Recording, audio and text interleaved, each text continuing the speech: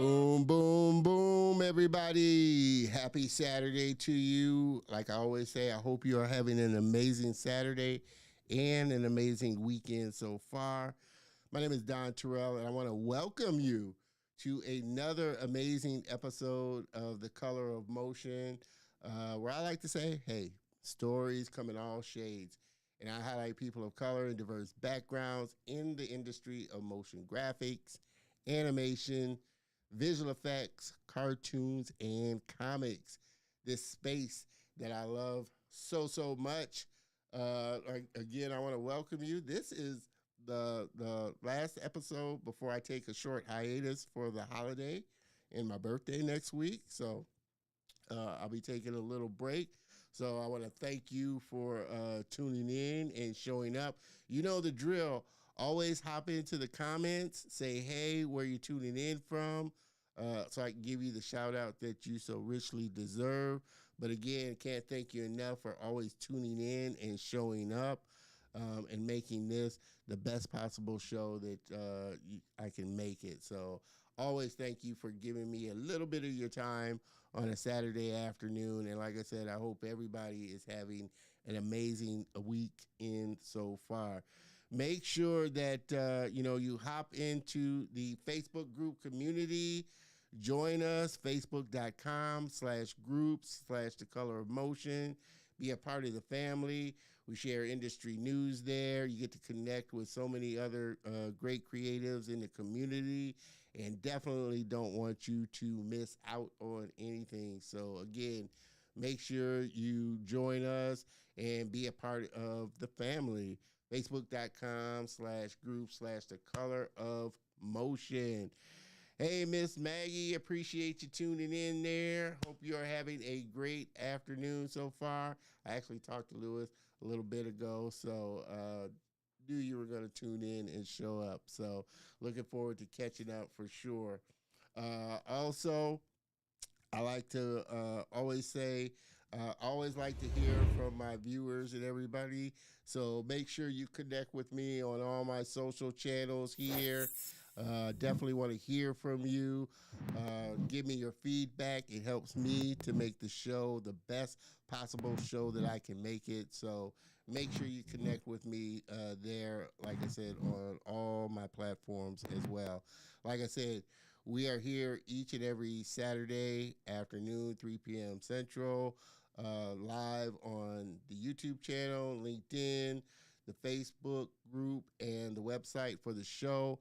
But I always encourage everybody to hop on over to the YouTube channel, get plugged in, hit the bell notification, because I definitely want the channel to grow. So, and give comments because that also helps the channel to grow as well. And there you can check out all the great guests that we have.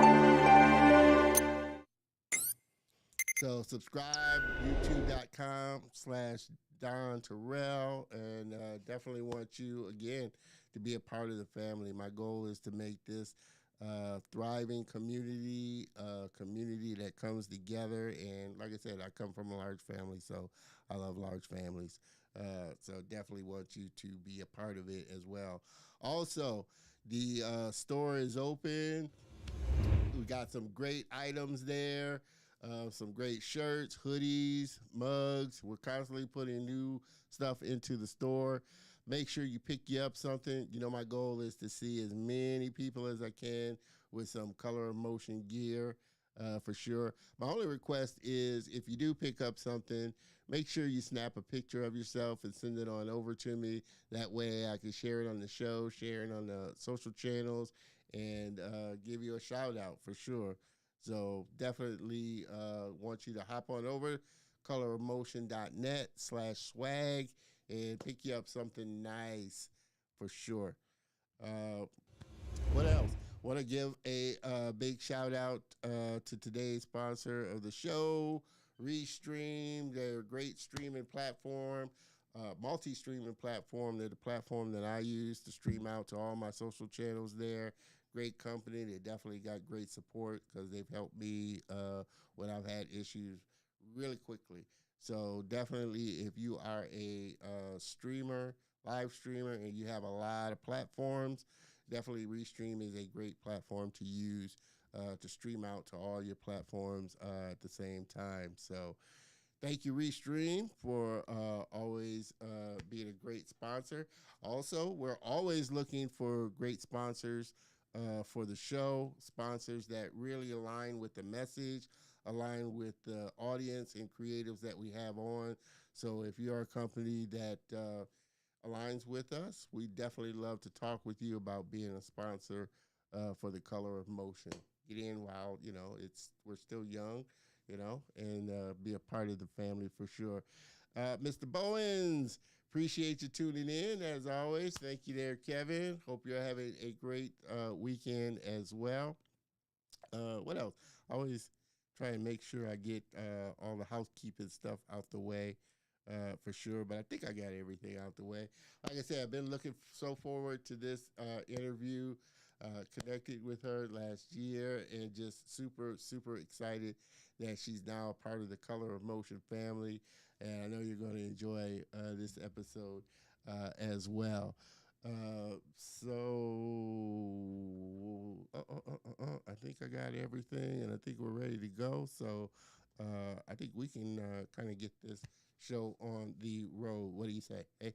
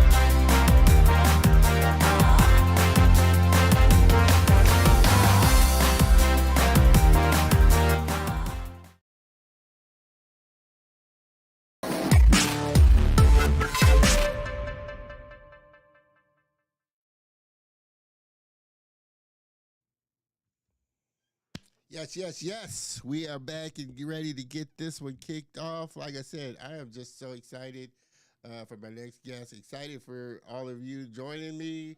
Like I said, this last episode before I take a short hiatus for my birthday and the holiday coming up next week. So sit back, have a great time. Like I always say, this is an interactive show. So, I always like it when comments come in.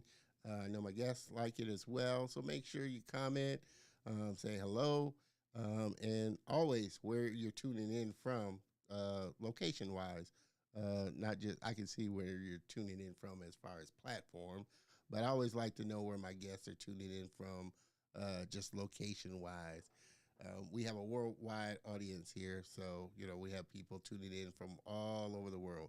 So I want to thank everybody again for always tuning in and being a part of the Color of Motion family.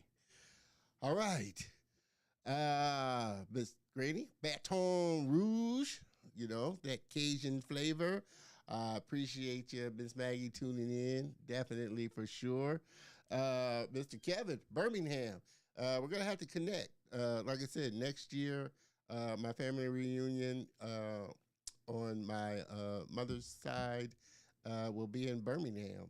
So definitely want you to connect with me. I'm going to be in Birmingham next year for my family reunion. So we'll definitely have to connect for sure. All right, let's get this party started. My next guest, she's lived in North India for the first half of her life and in Bangalore, Southern India, the second half. Finding tangible pathways to pursue art was a major struggle for her post high school due to the lack of information and relatively low support for it from society, as well as awareness of a severely underpaid work life. Fine arts was her primary hobby all her life. She began learning watercolors, acrylics, charcoal work, and portrait painting as she grew up. During her engineering degree, engineering, wow, she spent more time on a variety of art internships covering illustrations for advertising, matte painting, and visual design than she did on her degree. I'm sure her parents love that. But the highlight was discovering digital art and then the pursuit of it. To formally pick up animation and digital art, she did her master's in animation degree from Industrial Design Center, IIT Bombay, and ended up venturing into gaming due to higher demand for it. At the moment, professionally, her primary strength is designing and populating worlds, developing key locations and assets. On the personal brand front, she's currently creating content around the learning journey to become an industry artist and sharing career growth tips. She's also looking into other spaces for both professional and non professional artists aside from full time industry jobs.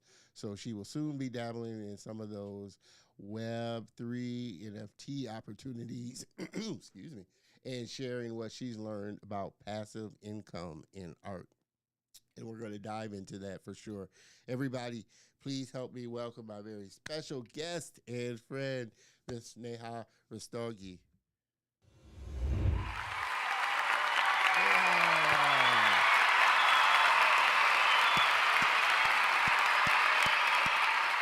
Thank you. And I was telling her earlier, messaging her earlier, it is super early over in India. So it's like 1 o'clock in the morning. So I want to thank you so much for taking the time to be on live. I'm always respectful and always appreciative of those that are over in massive time differences that show up and agree to be on live. So thank you, Now. Thank you, Don. So happy to be here. Awesome. Mr. Kevin appreciates that. Sending you some love for sure. Miss Maggie sending you some love for sure. Thank you. And I want to start out with what was it? Like I said, you kind of began learning watercolors, kind of the fine arts of it. What was it about art that really drew you in? Well, the fact that something's your primary hobby and then that turns into something that you're getting paid for, that's a dream. Um, I didn't know that digital art was something that's employable. And so when I was doing all those watercolors and traditional drawings, making all of these same things that I make now in traditional medium, the obvious next step when I saw digital paintings was to do those for my hobby. And I didn't know that that's employable, and I kind of left it over there while I was pursuing my degree, and I found my way into animation, and then I ended up realizing that there is a niche within there which does exactly this, and then that thing came full circle, and yeah, that's what I'm doing now. So Awesome. I'd say Well, just yeah, yeah. so was engineering going for your engineering degree? Was that more a family thing that they wanted you to do, or did you have an interest in engineering when you initially started getting your degree? It's more an India thing. Hey, that's quite common. Because, like I said, I got it, with my mom. It's like not an engineering degree, but that thing about, well, I don't know if art's going to be, a thing that pays your bills. So you might want to try and figure out a I fallback. I I, I didn't question. I didn't question where I'm going right up until I was, just going to get into the engineering college. Because you have to study for it for like 2 3 years. There's major entrance exams. I was just too busy studying for those to actually give a thought about, how this is going to work out, what I'm going to do there, etc. It's just very. I had just heard through everyone, and Hmm. what was said by teachers, mentors, society, etc., etc. Smart people do engineering, and you want to be smart. So yeah, and then you begin studying, and just before I was going to get into college, I realized, okay, this might not match up with my personality. I'm more communicative. I am creative. I want to do film. I want to make a change. But it was just that time was just too narrow to actually figure it out.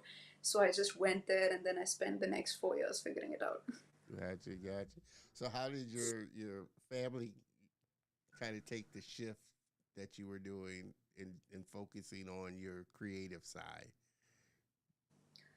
My family has, firstly, they've always recognized the talent, and whenever they see something, they help me, pursue it, and they go out of their way to find avenues, connections, everything that they can for me.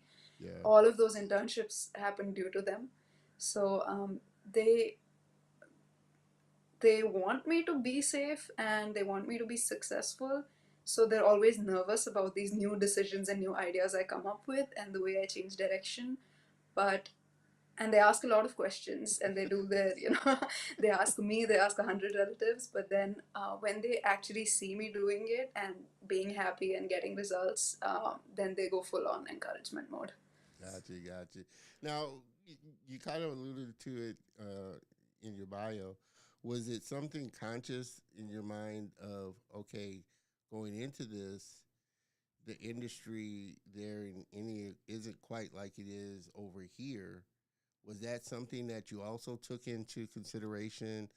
The fact of actually maybe doing a lot of creative or design or even animation work over there in India, or did you not think about it just because we're in a digital age now and you're not necessarily tied to having to live in a particular place to get work? That's a great question. It evolved, I'd say. Initially, I didn't think about it at all, and that's because I was not imagining difficulties happening or there being a difference in industries at all. I was purely trying to figure out what I enjoy doing and whether there's scope for it.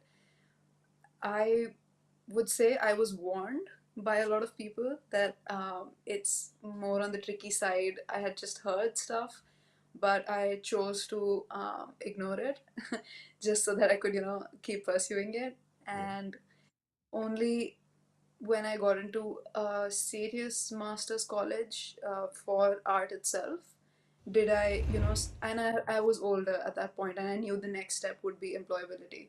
So only then did I start looking into what's going to happen afterwards. And I did panic a little bit. Uh, I would say the digital age has helped a lot because I got a lot of my learning through mentorships that have happened through Brainstorm School and a couple of other, great teachers that are out there completely online. And seeing them being able to pursue this same career from various parts of the world at salaries that I thought were really decent, I could foresee myself being able to do that, and I think that's why the worries I think lessened a lot, and I just focused trying to do what they did. yeah, yeah, yeah. So, what do you feel like you was the biggest thing you kind of pulled from um, going to get your master's in industrial design? What do you think was the biggest kind of lesson that you kind of pulled away from that whole experience of getting your degree? It was an animation design. Industrial Center is the name of the school. So I'd say firstly I'm glad that I went because shifting from engineering to design, I had to do a lot of preparatory work. even to get into that college. Mm. And so that kind of covered up, a lot of what a designer might need to learn in the first place, being from a different background. That was the first step. When you go in there, you learn about you're given a lot of tasks, and you're surrounded by a lot of designers. There's guest faculty from the industry that come. So you're constantly in touch with the design world, and you start to learn how they think. And I think learning about that mindset is the biggest thing. Even if you don't end up using too much of it later on, you're not gonna get FOMO that I'm wondering how the professionals or how the trained people are doing it, because you know about it, you've seen it, and just being aware of it really helps. It really helps avoid all the FOMO. So, I tell you. Well, you obviously knew going into animation, given your fine arts kind of background, kind of the path that you wanted to go down. You weren't trying to be a model. Well, I don't know. Did you like modeling? Did you like animating? I mean, I don't know if you touched on all of the aspects of animation. I'm assuming in design. Did you go into it already knowing kind of an idea of where you wanted to fall in the pipeline of the work that you were doing? I went into animation all pumped for making animated movies. That's what I put up in my portfolio. That's what I wrote about. I was thinking about the stories I could make, whatever I wanted to convey through this combination of film and digital art, which was animation. I studied whatever was going on in the course for 3 or 4 months, and I think there was 1 month of vacation where I thought, okay, let's go all in and try to come up with a film story and a film pipeline, and let's try to just do the whole animation short film thing, as well as do an animation internship. So I remember going through all of that, and then coming out of those months realizing that the only part of this that I really really liked was the concept art part. And I'm glad I went through that month, because after that I was really pretty clear. Oh man, and I So mean, beyond that, I still had to, because in these institutions, it's more of covering all parts of the pipeline. They're teaching you everything. It's not too specialized. So I still had to do a lot of it, and I got a lot lesser time for concept art. I would have liked to get more of it, um, but I knew where I had to go in my head after the first semester, I'd say. So I decided to take up specialized training from elsewhere. So after yeah, that, I didn't really focus on the course that much. yeah. Now I think most animation schools are like that. They give you a broad overview of the industry, and so you, as you're going along in school and getting into the actual workforce, you start to narrow down. Okay, this is what I really want to focus on, and the talent and the kind of the lane I really want to do. Have you, like you said, you wanted to kind of, and I'm assuming that's kind of your goal moving forward is to create your own stories and things like that, and animations. Have you seen uh, a lot of animations from your country and your culture's perspective? I know I had a guest on, and he's a um, writer slash animator, but he does a lot more writing. Wahid, and I think he's here in the states, but I think his family is from India, and he's been doing a lot of kind of cultural animations, really kind of bringing the telling the story. Have you seen kind of uh, many animations that have kind of told the story from your perspective? Are you starting to see that now that more diverse stories are coming out? Are creatives there starting to tell their own stories? Okay, there's multiple parts to that. I In the animated movies that I've seen lately, especially the commercial ones, no, I've not seen any representation. And that's also because they have most of the world might not have a clue of what a daily life of a person here might be like. Yeah. And also because there's such diverse classes and such diverse kinds of people here, that you're living many different lives, within India itself.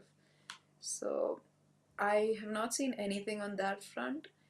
When it comes to mythology, that's pretty rich, and a lot of people love to learn about Indian mythology, and a lot of those stories about Shiva and Ramayan. And Mm. I'd say I have seen some animated movies that come based on that, and there've been some really famous ones. There are even Japanese animators that have learned about those stories and made them into full-fledged movies.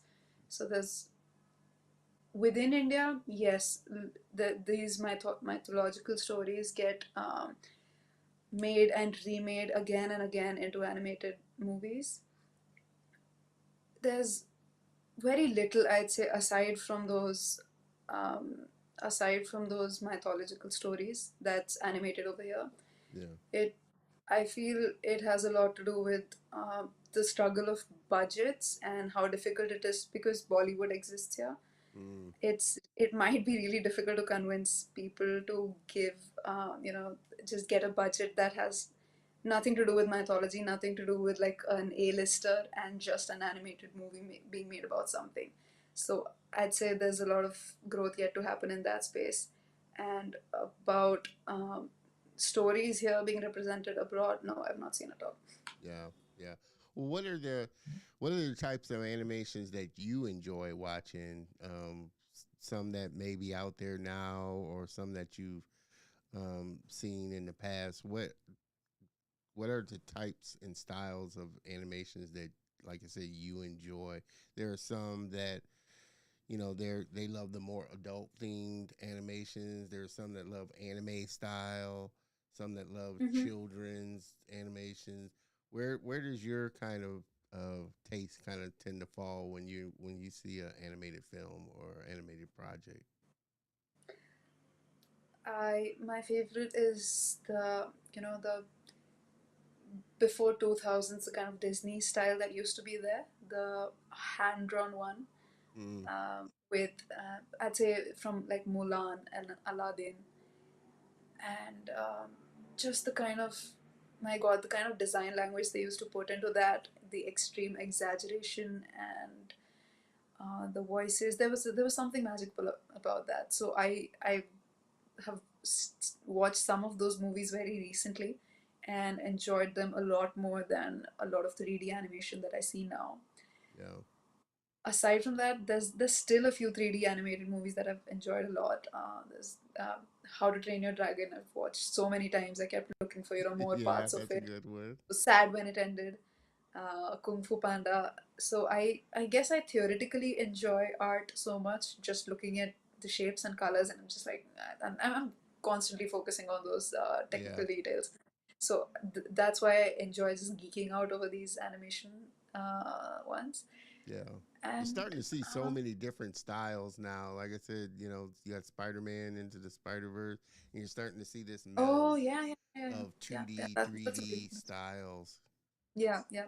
I love when people can break the norm that's going on of being so, this polished 3D that's actually not needed, and, being able to mix in 2D that we used to have and also experiment with a few others. Yeah, I'd be up for that.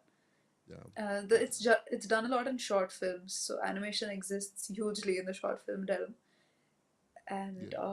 some of that is, yeah, pretty cool to watch. It's a lot more creative than some commercial things. No, for sure. Like I said, I think, and I guess that's the beauty of it. I mean, there's so many Yeah. creators out there, and they're just trying their own style or what they like, and you just never know what kind of sticks, and what comes out of it. You're starting to, and I've been asking this question a lot lately of a lot of the guests that's been coming up because it is such a hot topic here, Oh, and is pretty it much AI? all over the world. Um, but what are your thoughts on AI generated artwork? I have to ask because, like I said, last episode that was the main topic of the last Uh, episode, and we had a kind of back and forth, kind of good conversation about it. What are you seeing, and what are your thoughts on just this explosion and emergence? I'll say the short answer first, which is that I don't know. I really don't know. And now I'll explain what I've been. I can just report what I've been looking at and seeing. Uh, the opinion is all over the map, right? With very conflicting opinions Yeah. everywhere. Right from it's just a tool, nothing's gonna happen, it's just a tool that's probably gonna die out. That's one end, all the way to um, gosh, we're gone. Like our jobs are gone. We can't do anything. Yeah. There's just like look for something else or become an AI engineer or something. This is this is like right from the top voices, all of these opinions exist, and I feel everyone's just debating within the, I don't understand the amount of chatter that's there is there because most people have not done any research based on this. It's just like it's a new thing, adapt or die. I hate hearing that sentence because uh, So what are your thoughts? But I mean, yeah, yeah. so what are your thoughts as far as is it something? Because I don't think it's going anywhere. Me personally, and I guess I do kind of, and I am one of those ones that I look at it as a tool. Hmm. So what are your specific thoughts about AI, and do you feel like how do you feel like it's going to impact the type of work that you do? Okay. If it were completely up to the artists, nothing would change, and we would still be with our stylists. And when things are up to the showrunners and the companies, I don't know who will like what and what the direction the whole when the industry starts going in one direction, there's nothing you can do. So that's not happened yet completely. Some people are trying it out, is what I've heard. Why it's not working, the current level of AI, the way, however sophisticated it is right now, why it's not working in the function that I do is just because it will create something, but it's so hard to correct it and fine tune it. And what we do may look like pretty pictures, but it's not about making those pretty pictures. You get that picture, and then what the hell do you do with it when it doesn't fit your brief? You just you there's you need to create 100 images of the same location with very fine tweaks that might be a nightmare to get on AI.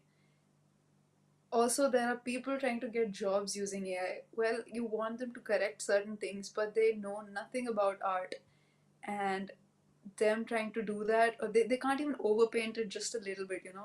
So it's at this point, I have not seen anyone trying to within where I work or within even okay, some people have experimented with it, but I've not seen it being promoted or condoned by the industry, I'd say, at the moment. Yeah, Whoever's trying to do it does, as much as there are supporters because of the hype.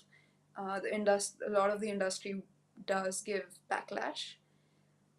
Aside from that, it's being used by a lot of people for trying to make quick money yeah, and generating sales, trying to sell stuff. But yeah, that's only because this is so new and people are just blown away by it. yeah. I have heard of this argument where once the hype dies out and everything starts to look the same, the magic is gone. How are those people going to make any sales? Because there's just no value in it anymore. Just doesn't look that cool anymore. Yeah, So yeah. No, and that so the was people part who of are this. not yeah, Now, go ahead. the people who are not in it for the art, eventually they might have to stop.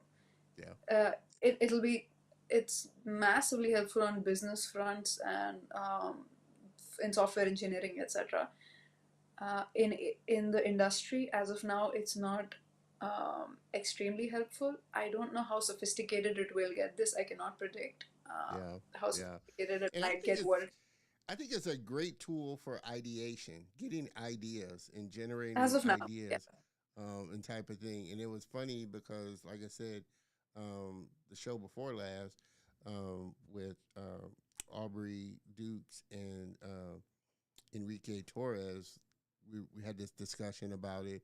And one, I don't think you'll ever take the humanness out of creativeness. Like I said, it's great for ideation, but okay, it's taking those little ideas, and then taking it into whatever app you're using and refining it with your skill. And it was funny because Enrique told this story about a friend of his who works at Disney, and he was, going. I guess he's a creative director or something like that, and so he was going doing portfolio reviews, and there was one person in there that all their artwork was just AI generated. It was just all AI generated, and I'm like, wow, I don't even know if I would have the guts to even do that, because it's not like he's, and he was going for an artist position. And I'm like, I don't think it's an AI artist position. I think it's a traditional artist position. So it's like you were saying, you know, at some point, the novelty is going to wear off and you're going to actually have to sit down and do some artwork um, without, like I said, using a tool like AI to create the full final piece. So I think, like I said, it's still new. You know, one, like I said, I don't think it's going anywhere. So my thought is, okay, how can I? And like I said, I look at it as a tool, like Photoshop, like any other tool. How can I use this to help aid in my creation of my artwork? What to speed up something that I'm doing or something like that. How can I use it? Doesn't take away from the end goal.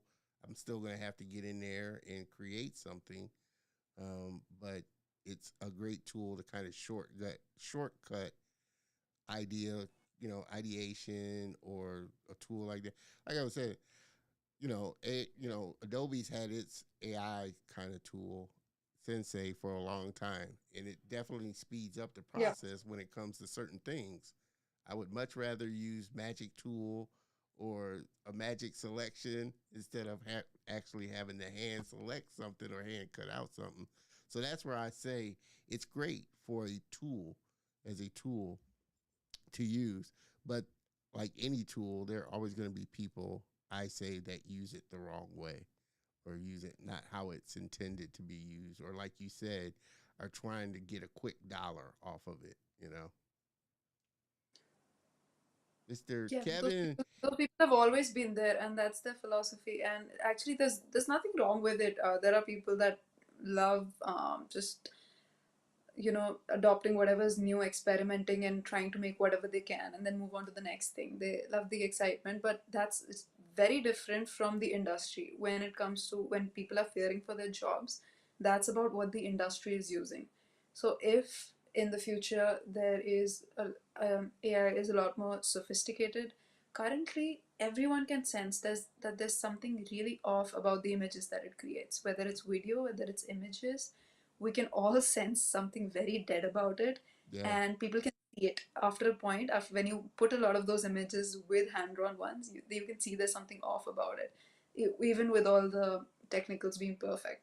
Oh yeah. So I don't know how sophisticated it'll get and whether a lot of people in the industry may develop a workflow where it's needed to a large extent. If that develops and that spreads, then yes, jobs would be cut. If that does not happen, then they will not be.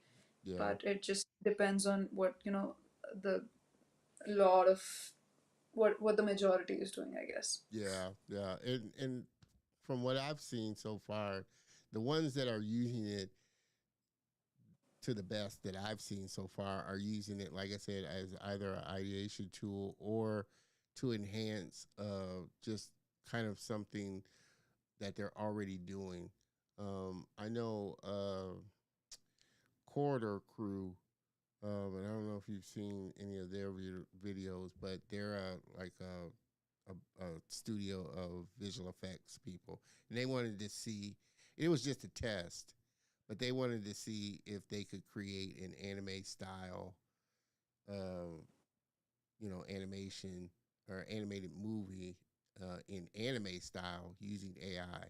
You know, they still had to Yeah. shoot the video and stuff like that, but they were using like diffuse shader and some of the AI tools to kind of give them a particular. They were going after some other movies kind of particular style, and they wanted to see how close they could get. You know, and it's still, you know, looking at it, you can still pick out the little things. Like you said, you'll notice little things in it. I think it's going to get better as time goes along and as it gets smarter and things. But even with that, like I said, I don't see it really taking the place of, you know, the massive positions that are out there that are creatives that are actually doing it. It might take away some of the redundant, you know, kind of mundane kind of tasks that people do. But as a creative whole, I don't see it replacing the artist and Yeah, somebody that's it's got an about innate. how, yeah, it's about how big a dent it can make in the workflow, and as of now, it hasn't. Now, and it's With still the new. current level, it hasn't. Yeah, And I know, and I think I saw this online. They just passed, at least over here. I don't know if it I saw it. translates. Yeah. Translate, yeah. You're not allowed to copyright AI. Um, it's not. Was that a nationwide thing, or was that just for that particular case, just for that particular ruling? I'm not I sure. thought I it was read. nationwide that they ruled that AI art you can't copyright. So, like I said, there's still, at least again over here. I'm assuming it's all over, but they're still having to work out the legalities and all the kind of legal issues with AI. They're That's gonna why I have to still, do a lot of work. Yeah, there's yeah, this huge it's still a pay. lot of work. It's still a lot of work for sure. Mr. Hmm. Kevin, AI is not going anywhere, but it's not going to take over either. No, I don't think so either. It's a tool. We haven't found a true use for it yet. And like I said, you got a lot of people I because it's agree, a, Kevin. Yeah, yeah, it's a shiny new. It's like that shiny object syndrome. very It's a shiny. new thing, so everybody's jumping on it to see how they could use it. Uh, Analog and pencil. Before we move with AI, we need to address the ethical. That's what I was saying. There's still a lot of ethical and legal issues that have to be worked out for sure. Should be. So it's still, I liken it to the Wild West.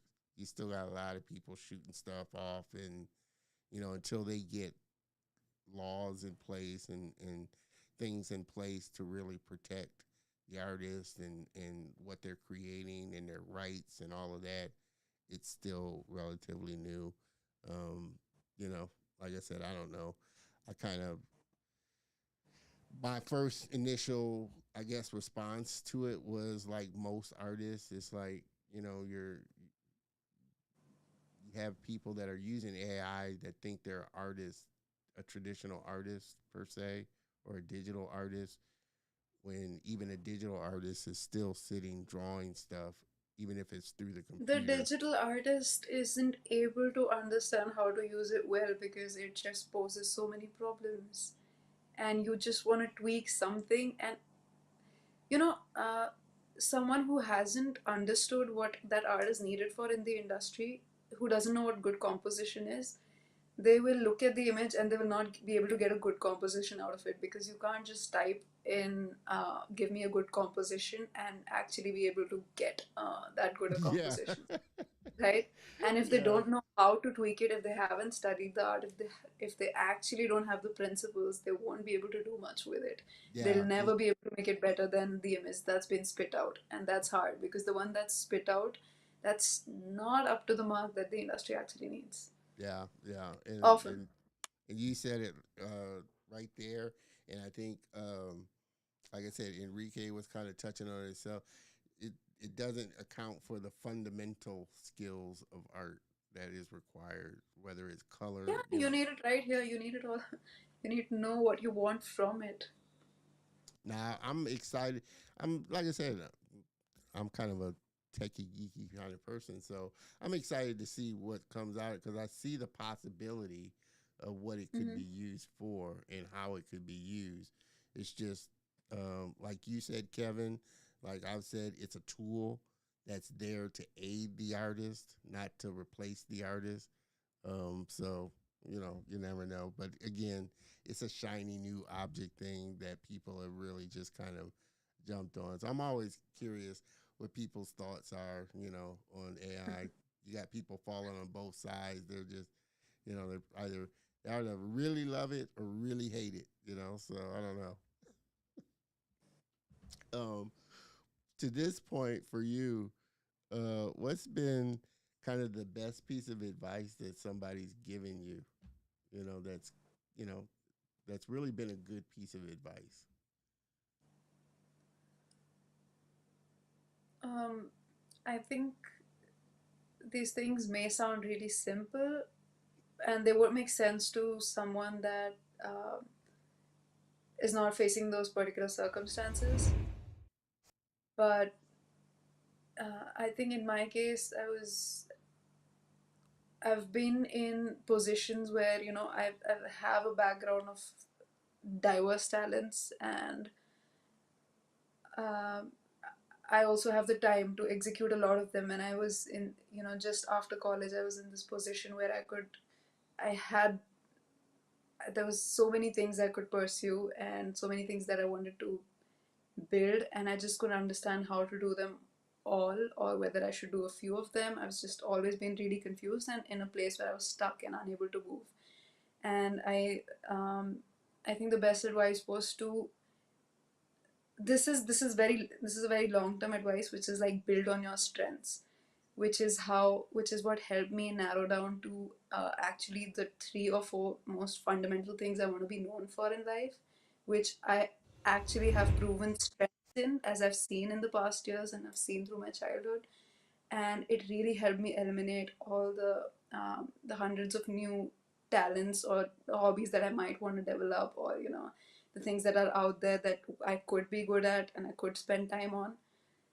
Help me eliminate FOMO of that and realize that I just want to go deep into these things. So just yeah, build on your strengths. Build on your strengths. Build on your strengths. Bomb. Build on your strength. How do you? Because I've had, and I think every artist at some point or another kind of goes through this burnout kind of stage or just feeling overwhelmed kind of stage. How do you work through those kind of moments that you have, or if you still have those? How do you work through the kind of the burnout kind of or feeling stuck kind of stage? What are things that you do that kind of helps offset just this? You know, I'm in this creative mode. Are there other things that you do outside of your art that kind of helps to replenish, refresh your creativity? Yeah.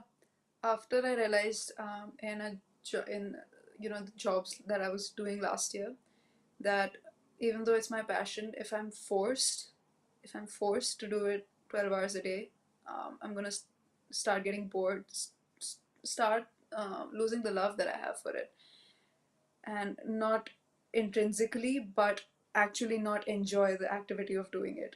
And so what I did this year, the first thing I did was to cut down the hours that I would be working for it, and that actually allows me to enjoy it. The ideal day would be when you're doing it just as a hobby and you're able to, your whole brand is that you can live off your paintings or something like that. But cutting down the hours helps me to really enjoy the hours that I'm giving to my company. I give my all to it and I love it. In the other hours, as I mentioned, I'm trying to learn a bit about content building, social media, answering questions about for people who want to get into this career or just are confused about, they like art and they don't understand where it'll take them. So answering all of those questions, talking to them on top mate consultations. Yeah, So that's stuff that I'm doing. And aside from that, just reading books, trying to maintain, 20s is just a lot of adulting needs to happen in a disciplined way. So I'm just yeah, trying to get the best advice out there and follow it, build good yeah, habits. yeah. I think it's usually when you get into that mode of okay, having to do it for a living and having to make money, it kind of takes the fun of why you initially got started into Yeah, art. I didn't want to allow that to happen. Yeah. Yeah, it is, obviously, like I said, it's typically something you kind of slide into. You initially, that's why you're artist. You love to paint, you love to draw, you love that. But then when you okay, I got to get into the workforce type of thing and actually make money Mhm, doing it, mhm. working for a company doing it. It's easy to kind of let your passion kind of slide into that. Man, this is a job type of thing. Yeah, It's yeah. easy to Another do thing I that. make sure is that because it can be done in isolation. Like you just need to sit behind the screen indoors. It's a work from home thing for me. So I make sure that as soon as that work is over, the other half of my day is the complete opposite of that. It involves communication. It involves going out. I can do that work from anywhere. So actually switching up the mode I'm in. I didn't want to, sit back here and do some editing in the day and, just do more, practice more art, etc., etc. I really want to just switch the gear after your work hours. And I think that has helped massively.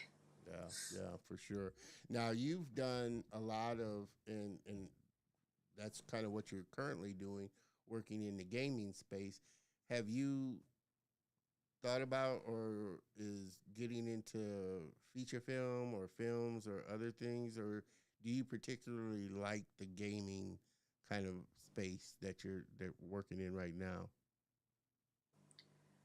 I am really liking the gaming space, but I would love to actually try film and TV shows. Some studios that I have worked at and may have a chance to work at later also. The good part about studios is that they dabble in a variety of projects. So on one day you could be working for a game, the second day for a film. Uh, I think that may happen. And even aside from that, even in house, I'm loving game at the moment, but I wouldn't mind at all. Film projects are serious things, man. Like they happen for a few months, it's intense, and then you get out. So that I think comes with seniority. It just happens eventually. Yeah, So I would love to actually. I consume a lot more. I consume a lot more TV shows and films, and I have since childhood. Then I do games. I'm just starting to actually get into games. yeah, yeah. So I would love to contribute to those. Yeah. Well, and I know, like I said, you're working now, but have you found it particularly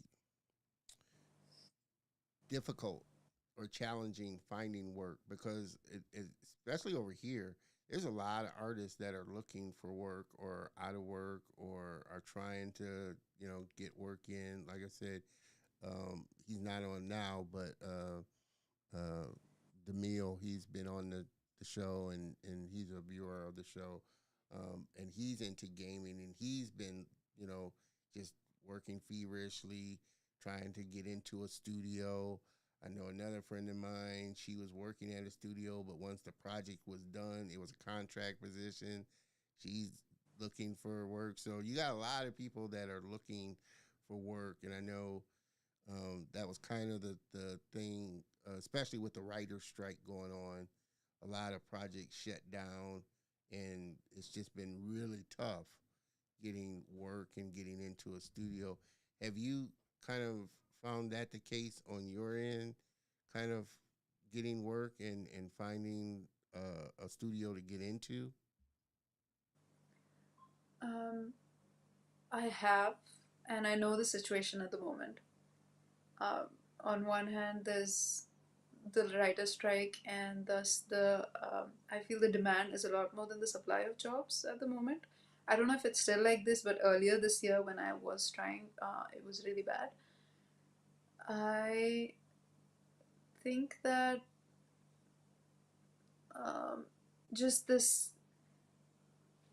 Um, I've felt that I was quite lucky to get things through networks and Mm, through recommendations, um, and because of the place I live in, the fact that the kind of stuff I was looking for, I it doesn't really happen in the place I live.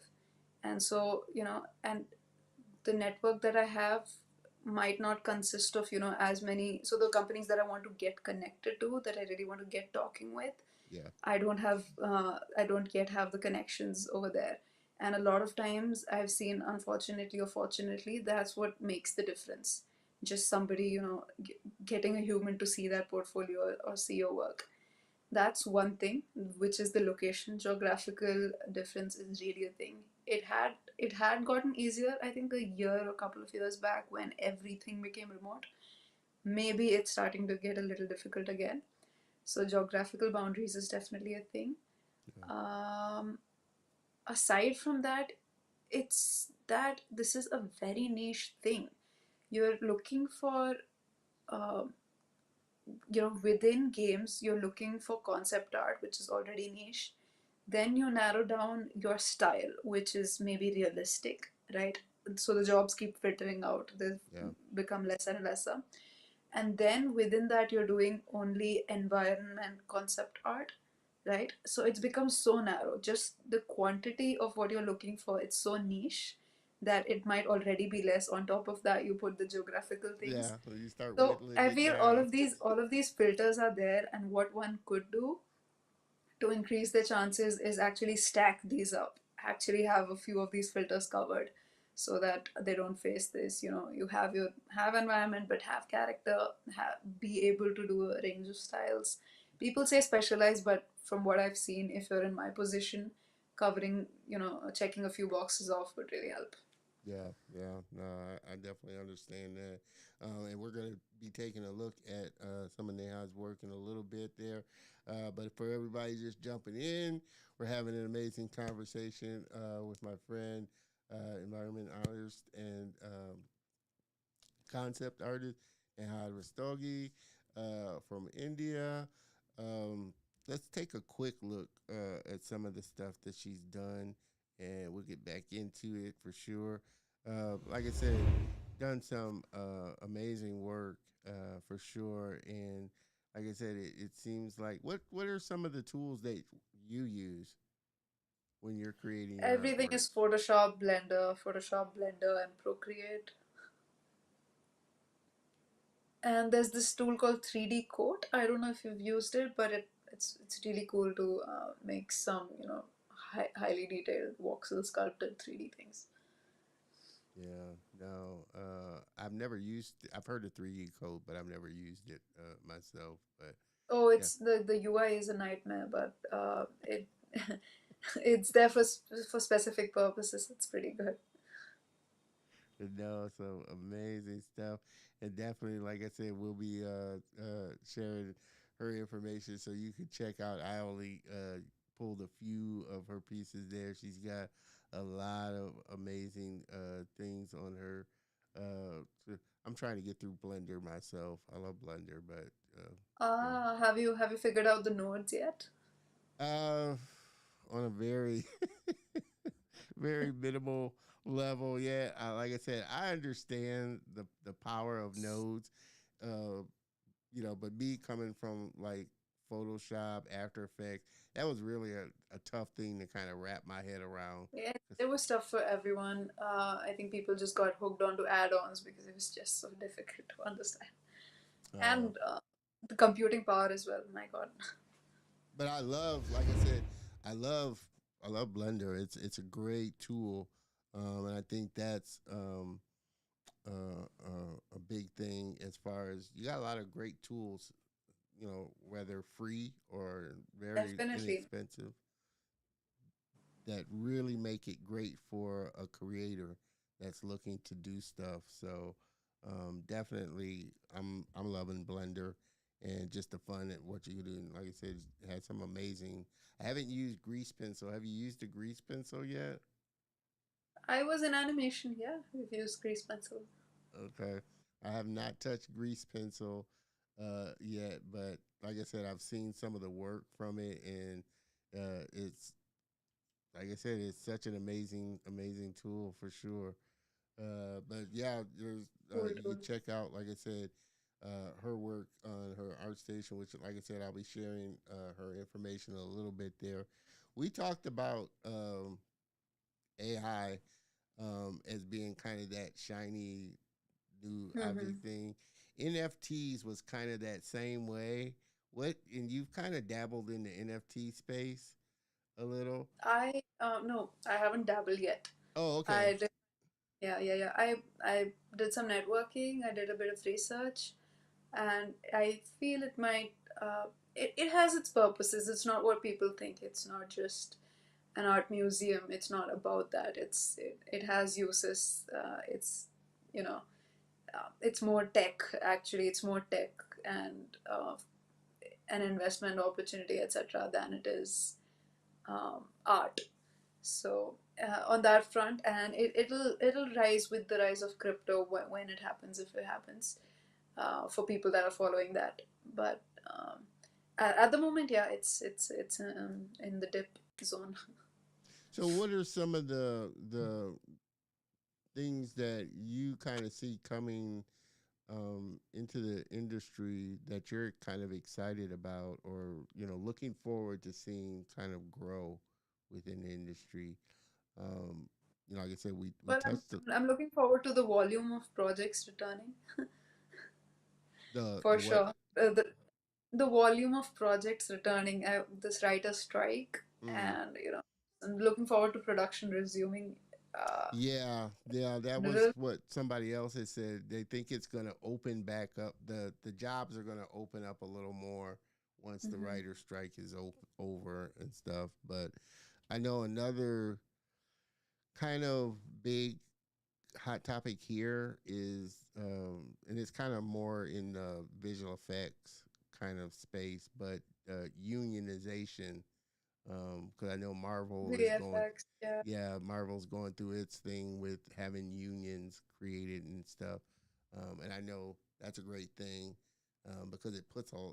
There's been a lot of weight put on, especially visual effects artists, that are doing all of these effects and stuff. So it's pretty heavy. So I'm glad my thing is getting compensated for the work that you're doing and creating. So For sure. Yeah, I'm excited. I can see, so I'm obviously excited for the regular production to resume. I can also see some Web3 games and metaverse stuff trying to emerge. They're trying to figure out what to do with it. So there's a lot of creative ideas out there. There's concept artists are now even doing, fashion stuff that might be used in the metaverse.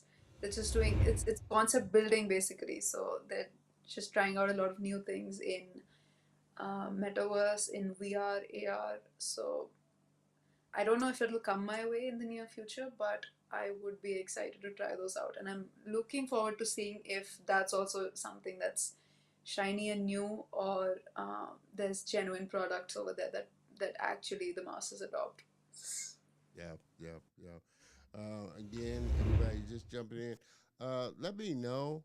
Uh, uh, Anybody in the chat or even you now if the audio sounds okay because it sounds kind of echoey on my end.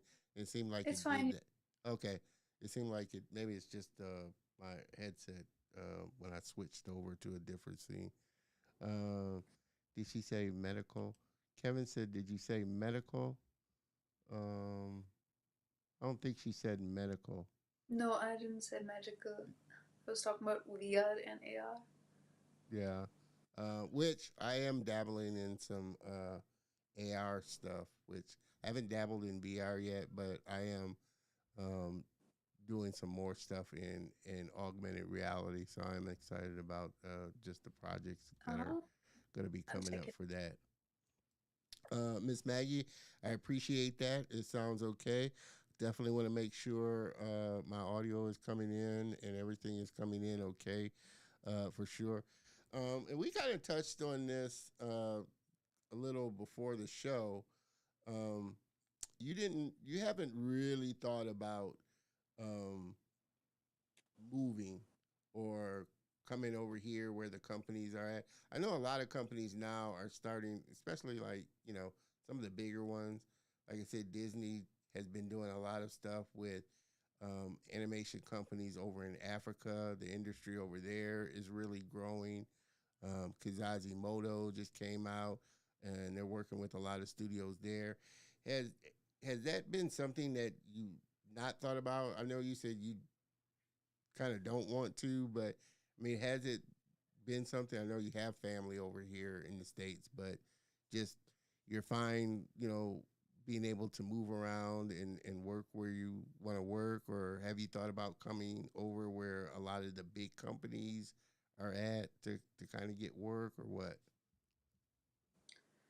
Um, well, I'd say that I don't want to get geographically restricted. So even if I do come, what's happened lately is I've seen people go and get laid off pretty soon. Not everyone, but this has happened. And the thought of moving yourself, your partner, whoever's, just adjusting your whole life, that can take massive time off your life. So there's obviously various concerns, but there's moreover, what I can see is that there's teachers here, there's people in various parts of the world that are working perfectly fine. Like they're able to continue uh, project after project from where they are. So I'm one if that is possible, and if it's possible with the companies I'm working now and the outsourcing studios I've worked in the past, I'm just wondering why not. If you Yeah, can really have it all this way, then why not? Because there's a lot to life that actually supports you, that makes you as good as you are at what you do. And if those things are taken away, if those things go off balance, your work is going to suffer as well. And so for me, for the place I'm at, for the way the world is at the moment, just snatching away this stability would might I feel be an impediment um, yeah, to everything. So I feel that if it's possible to work this way, then why not? Because we all have our contracts in place. We can all speak English. yeah, Everything's happening perfectly. So by the time you wake up over there, the work is done here. So yeah, uh, yeah. yeah, That's why true. not? I hear that from a lot of people on the other side of the world that I've done work for. It's like, you go to sleep. By the time you wake up, it'll be ready to Yeah. go, and you'll have your proof and stuff. So, definitely something to keep in mind as well, for sure. Um, we're starting to, I think, especially with having gone through the pandemic, I think companies now see that they are able to operate and still be productive remotely, and having people work remotely and get the project done and still be profitable in what they're doing. It's a little more challenging, of course, and I think in some instances, like if you were on a film shoot, obviously there are some positions that have to be there where the film is being shot, just because of it. But for the most part, Yeah.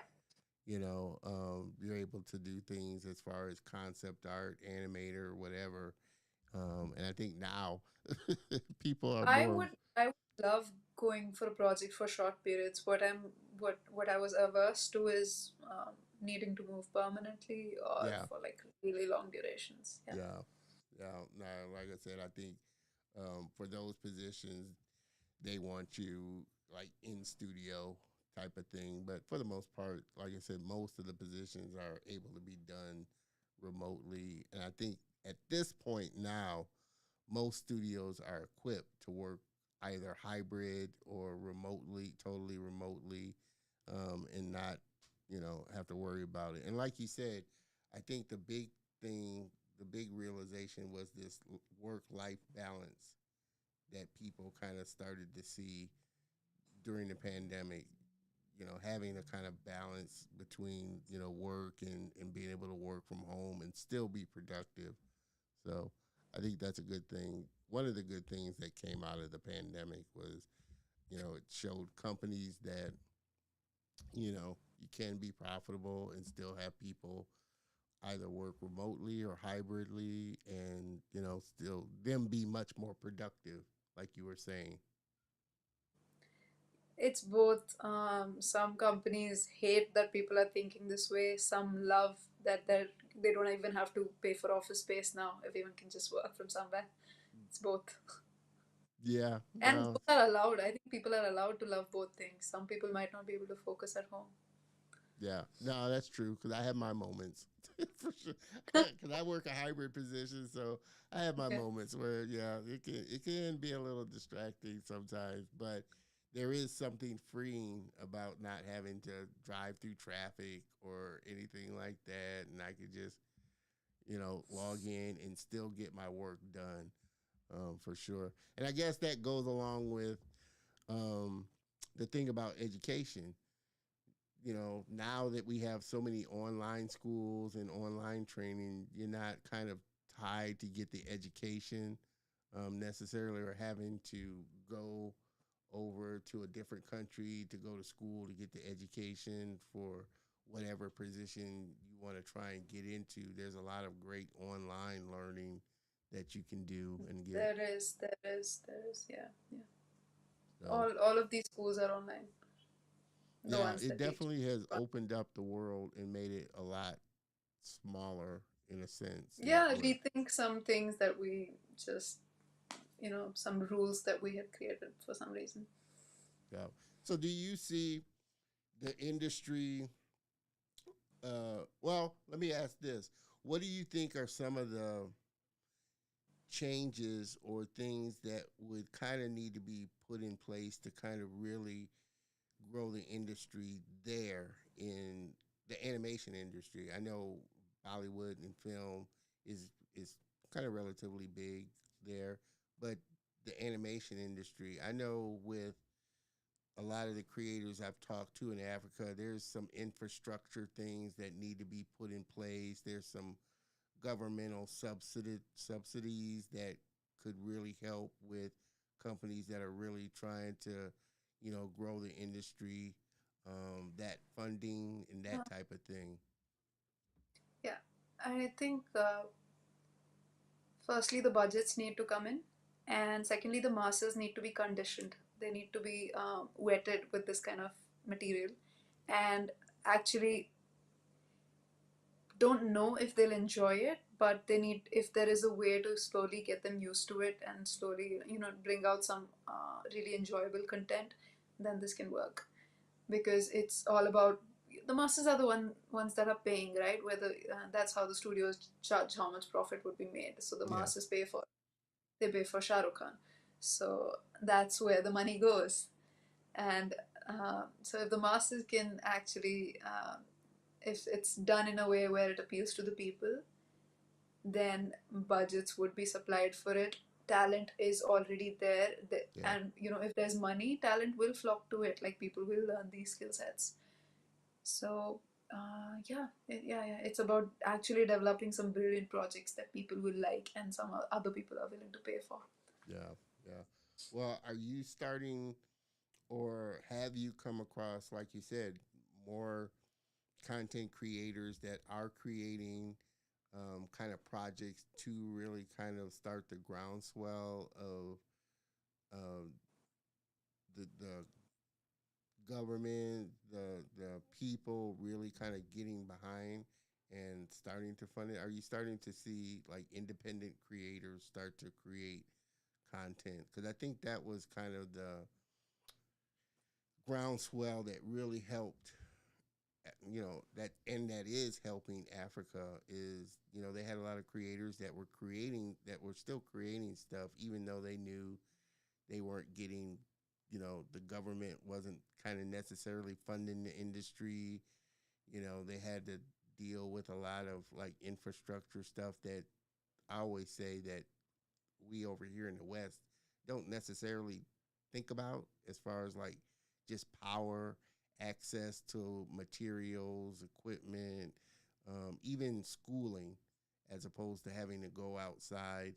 Now building and having institutes there that will help train um, the people there in the industry and really kind of start to build the groundswell for the industry. Hmm. There are web series that some studios and actually small groups of people that are trying to create. So whether those continue or not will depend on whether they work. So there's a few of those that are coming up. Even stuff that's there on YouTube, and if it can be sponsored. So there are groups that have been trying such stuff. Um, with regards to, and people actually, the animators here, they can join and combine and create a studio. Even if they're not creating independent content, they can still provide services. So that I can see happening. The talent can be used, and the ones that I was talking about where they're creating their own web series and they're trying to get it onto platforms, that's the only way it'll get out there, right? Yeah. They'll sell it to Netflix or something. Those are happening, but very few. Yeah. Yeah. And I think that, like I said, that's also part of, I think, the good thing about this time that we live in. You have platforms out there like YouTube, you have social media platforms, you have even these kind of second, I won't say second tier, but like a little bit lower level streaming platforms like Tubi and places like that where you can get your project, if it's an animation project or a film project type of thing, without necessarily having to feel like you need to create something to take to Netflix or to get into Disney. You got a lot of these independent platforms to start to build the groundswell that will eventually get you there to those bigger studios and get the eyes of those bigger studios on there. Because I think that's another thing that really, really started to help the industry over in Africa was, they started doing stuff, and Disney and those bigger companies started going over there and partnering with companies over there to create stories and create more fresher content and more um, specific content of diverse stories, which really, like I said, now that Kizazi Moto came out, that really put, a lot of the studios over there kind of in the spotlight to where, okay, they do that. I think, like I said, their thing was the quality, and I guess I don't know if that's a West thing looking out as far as the standard or the quality of what other countries are doing and putting out as to why it's such a slow process in that regard. But I don't know. I've seen a lot of different styles of animation. I think for me, it all comes down to the story and whether the story is just universally appealing. I've seen some stick figure animations that were really well done. I mean, because the story, just kind of resonated. And then you've seen, other ones that are a little more polished that have been created. So I don't know, like I said, if that was the initial thing of us thinking that the quality isn't Disney because we're so used to Disney style animation and those kind of big budget style animations, how it kind of plays. I think people are so spoiled by the beautiful Japanese stuff that comes out, all of the anime. They can just, But you know, even the anime, kind of stories they create, yeah. plus the kind of animation they create, it's just so hard to be satisfied when you get anything else. I mean, but even anime has its own style, and I love Yeah, yeah, yeah. anime, But that's what people here consume. Yeah.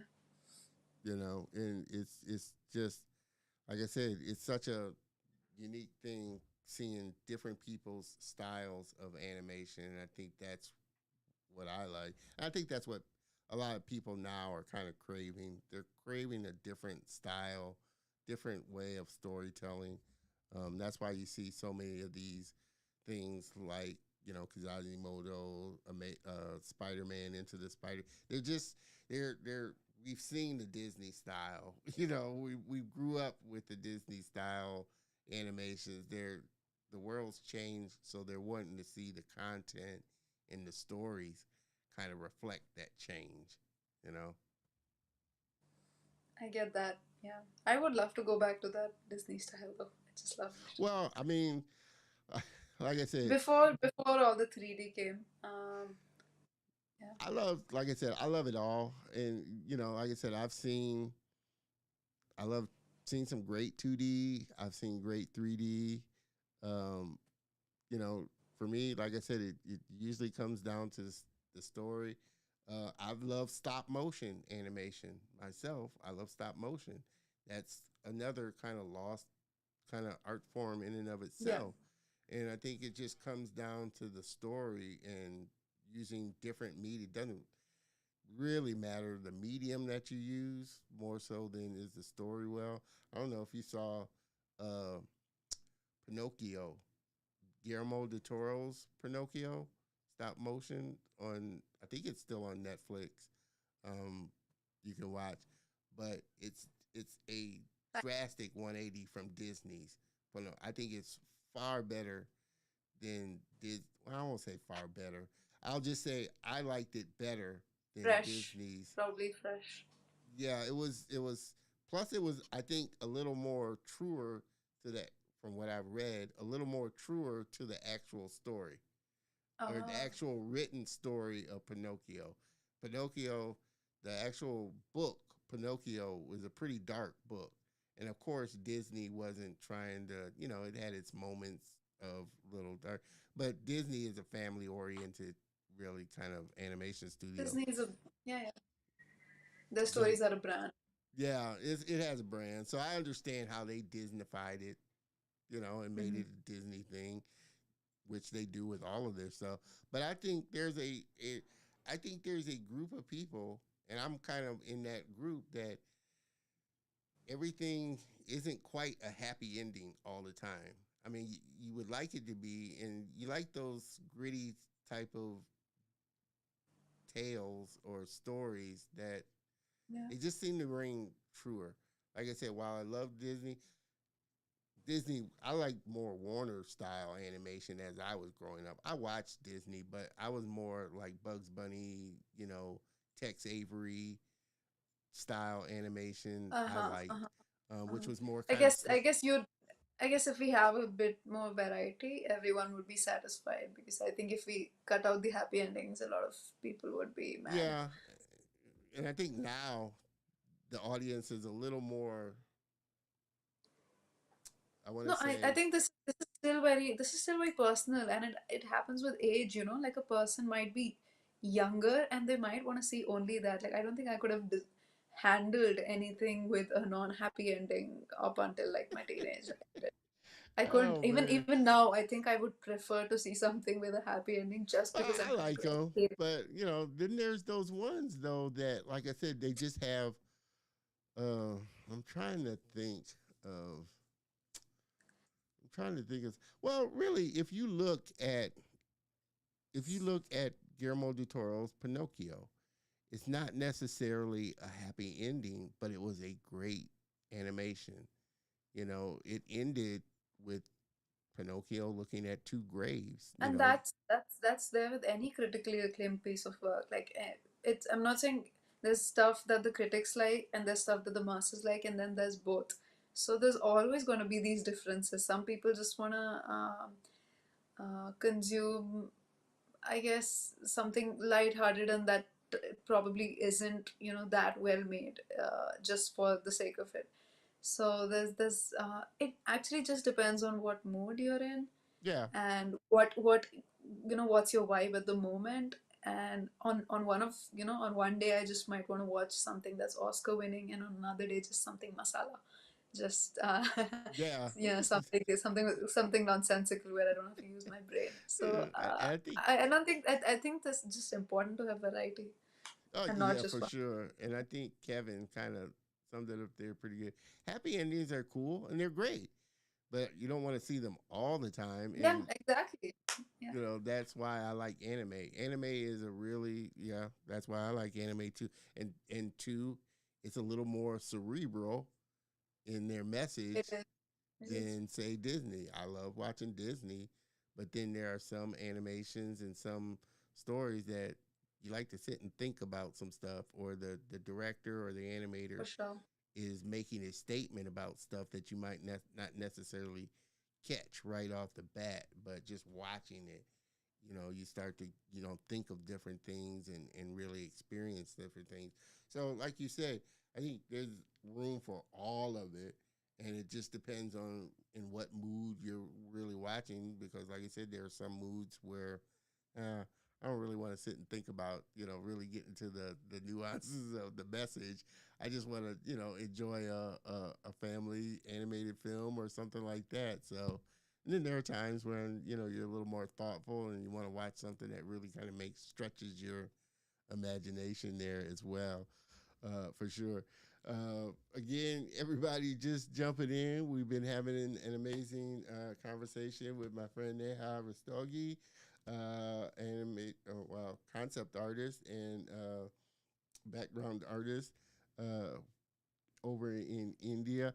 And again, like I said, I don't want to. Wow, I know you're okay with it. Just it's fine. Yeah, I always just try and relax. be respectful. Like I said, she's Just over in India, so I know the time difference. But she's doing rather well. She's not looking tired or anything like that. So it's been really a great conversation, Kevin. Uh, thank you for I having like me. what Neha said. Vibe. It depends on what vibe you are at the time. Yeah, it depends on what mood you're in. Just like any movie. Sometimes you want to see an action movie. Sometimes you want to see a romantic comedy. Sometimes you want to see a horror movie. Just depends on in what mood you're in to watch it for sure. Uh, man, like I said, I definitely want to, like I said, this has been an amazing conversation for sure, a fun conversation. And like I told Neha before the show, I'm just so glad that she's a part of the Color Emotion family, and definitely looking forward to having you back on the show for sure, and just share more of what's going on in your world, the work that you're doing. Also, make sure that you connect with Neha on. Go check out her work. Go check out her Instagram or her ArtStation page, and you'll see some amazing work there for sure. But definitely make sure that you connect with her on her social channel. You can find her on Instagram. Connect with her on LinkedIn. Again, like I just said, make sure you hop on over to her Instagram, or I keep wanting to say Instagram, but her ArtStation page, and check out a lot more of her work for sure. This has been such a fun, and all of this stuff will be in the show notes on the page as well. So you'll definitely have an opportunity to connect and find out all that information there. But again, can't thank you enough, Neha, for being on the show and really doing it live. Like I said, it was such a great pleasure when we first got connected. You immediately agreed to be on the show, and I was just thrilled when you said you would, and just so glad to finally have an opportunity to sit down and just dive a little deeper into what you're doing and all the work that you're sharing out there.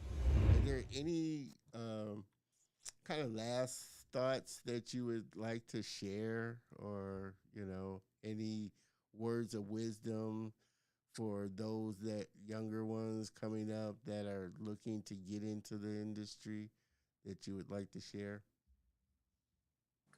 Um, don't get scared, first of all. That's one. Learn what you're learning.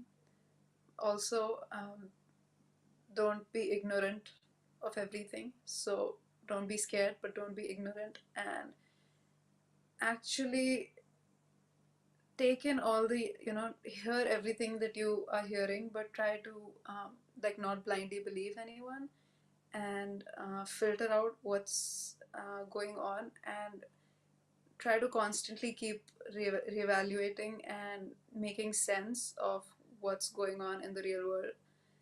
so that you approach your career or your business or whatever you're doing, related to art in a smarter way.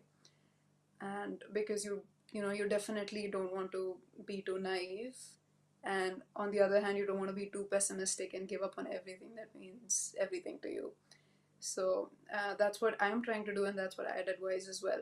Just keep your eyes and ears open, and um, you know be open to adapting and understanding what's going on, changing things up, but also not giving up on what you wanted to do. So, like, find a way.